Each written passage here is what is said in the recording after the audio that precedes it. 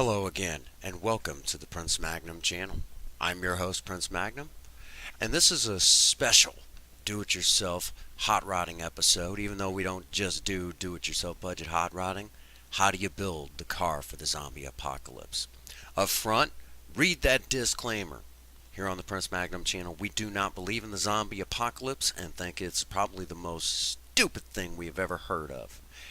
So, just take all these fun facts in on how to build such a car for your purposes of education or just plain old entertainment. Alright, let's get started.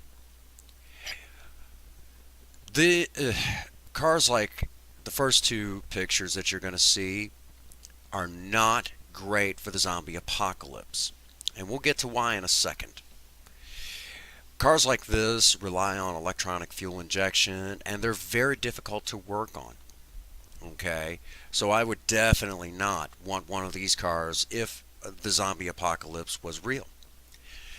Cars like Spirit or Vera or any other old classic car that utilizes a carbureted engine, that's where you're going to be better off. Well, Prince Magnum, why is that? Well, they're simple, they're easy to work on. 9 times out of 10, as long as you have a decent set of wrenches, common, both socket and combination, and some screwdrivers, 9 times out of 10, you could probably fix it. Okay? And retrofitting parts might take a little bit of work, but you remember, part stores aren't going to be that widely available, so you've got to be able to keep your ride up and running. Also, if you've been watching this channel, you know a great deal of how to take an old engine like this and get them running again. Trust me, you're going to wish you had. Okay? And it doesn't matter if you've got a big SUV or whatever. I don't care. In the end, you want something that's going to be reliable and easy to use. Manual and automatic doesn't matter. Okay? Because I have seen good old 2-speed and 3-speed automatics do the same thing that manuals can when it comes to everyday, pulling and towing and things like that. They can do it. You've just got to know how to treat a good automatic. Okay? So don't give me that, oh, you got to have a manual. However, when it comes to the rear end of the car, well, that's a different story. Okay? The rear end of the car or truck, if you've got a 2-wheel drive, 4-wheel drive, you're generally going to be okay as long as you got good tires. With just straight rear wheel drive, do me a favor. Make sure, number one, you've got good tires all the way around it. And number two, make sure you've got either a limited slip or posi traction rear end with a good all-season, almost light truck tire on it. And I promise you, you'll be able to get out of most situations. I've seen in the past where 4-wheel drive, a 2-wheel drive truck with a good posi traction rear end could do the same job as a 4-wheel drive truck with just single traction rear end. So posi traction and limited slip are a must in the zombie apocalypse.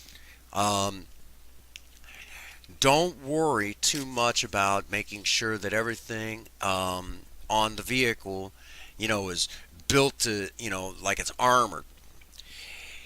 Think lightweight and speed, okay? You want a lot of metal to protect you, but don't worry about adding a whole lot to them, okay? And don't worry about looks, okay? So if you've got an old clunker laying around that's got a good carbureted engine, you've already got the start of your zombie apocalypse vehicle. So don't worry about all that. Just make sure you got good tires, good suspension. Make sure that that it's got that the gears in the rear end are great for pulling and whatnot. Engines. Let's get down to engines, okay? As I said, carbureted would be best. Existing engines will be just fine. But if you're going to have to take the time out to build zombie apocalypse vehicle, let's do it right. I don't care if it's Ford, Dodge, or Chevy. I don't care, okay? If you have time to build this engine and you're going to take the time to build it for the zombie apocalypse, do me a favor. Build it right. Okay? Don't get hung up on horsepower numbers. As I have said to a lot of people recently, horsepower numbers is all jerk off magazine material. Okay? It always boils down to how well an engine is built and how well everything hooks up to that engine. Okay? Because you can have the best, you could build an engine that cranks out, high amounts of horsepower, but if it doesn't have a good solid transmission and a good rear end and a good suspension, all that power, it doesn't mean jack crap to you. Okay? So make sure all that's good and solid before you begin building your engine. Now, back to the engine. Make sure that it is a forged crankshaft. I don't care if it's 2-bolt or 4-bolt main. Make sure the dang thing is forged, okay? Because cast cranks have a tendency to break under high amounts of pressure. That's why a lot of 305s didn't make it past 200,000 miles. So make sure it's a good forged crank. Start off with a good forged crank. Make sure you've got good connecting rods. Buy from a reputable company. It doesn't have to have huge amounts of horsepower. When it comes to the pistons, make sure you get flat tops and make sure that you start off, with a good mild compression ratio. Anything more than 9.5, and you're going to be using a lot of fuel.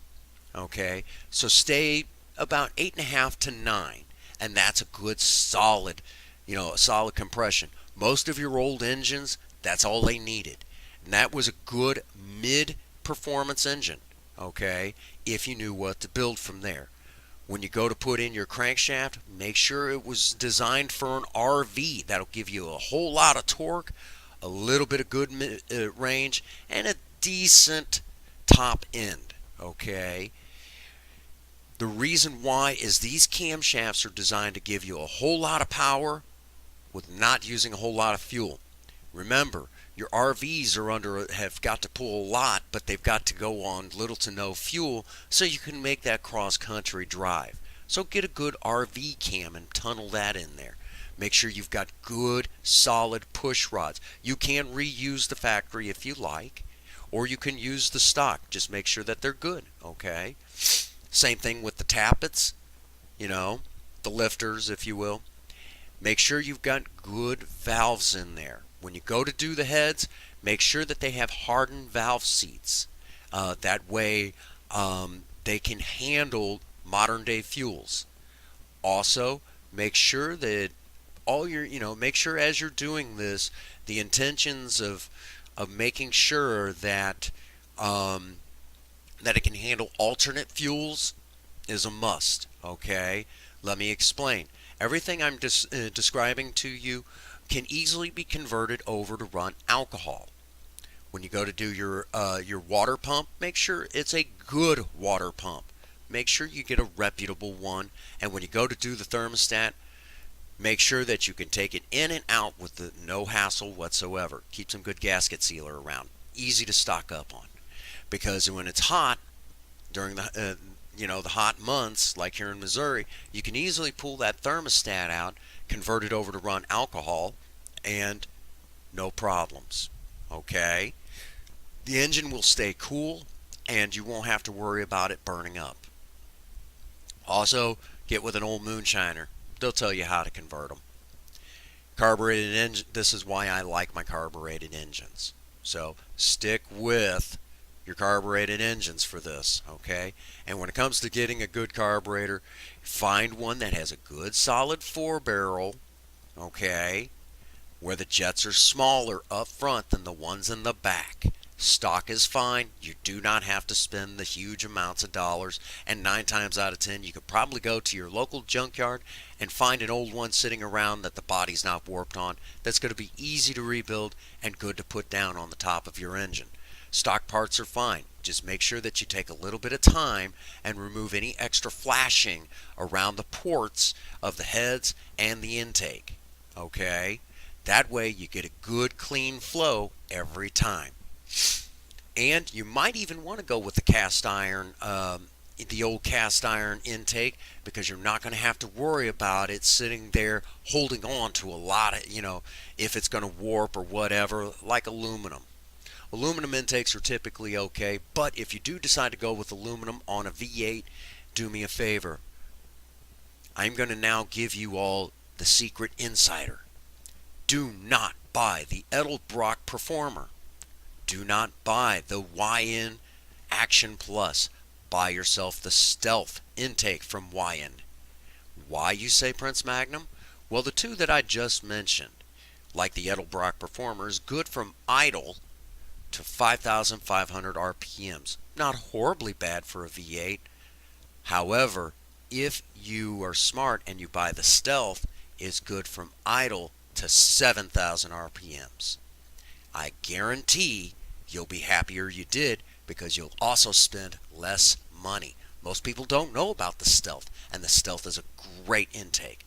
Now, if you do go with a stock carburetor, you will have to buy an adapter plate to put on there, so you can run the stock carburetor.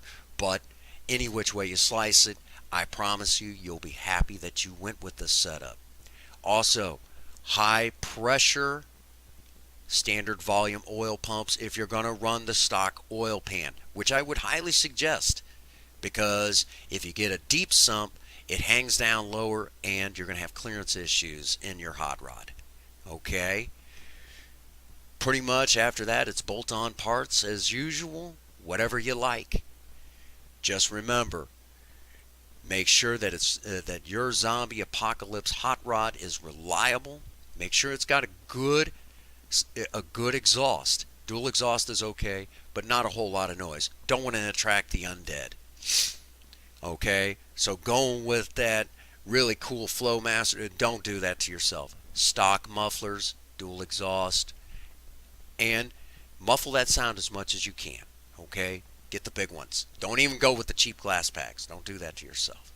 Remember, this car has to be fast, it has to be fuel efficient, and it's got to be easy to work on. Okay, just stick with these situations, and 9 times out of 10, your Zombie Apocalypse car will do anything and everything that you could ever ask for. And if you apply this to a 4-wheel drive, well, maybe we might see you in the mountains one day. Alright, that brings us to the end of this video. This was just something special. I'd wanted to do something really awesome. My wife wanted me to do this, and for me it's more comedy than anything. But if you believe in the Zombie Apocalypse, consider this education. Okay? If you don't believe in the Zombie Apocalypse, well, at least now you know how to build a car that can do anything and everything that you want it to. Get out there and work on a project.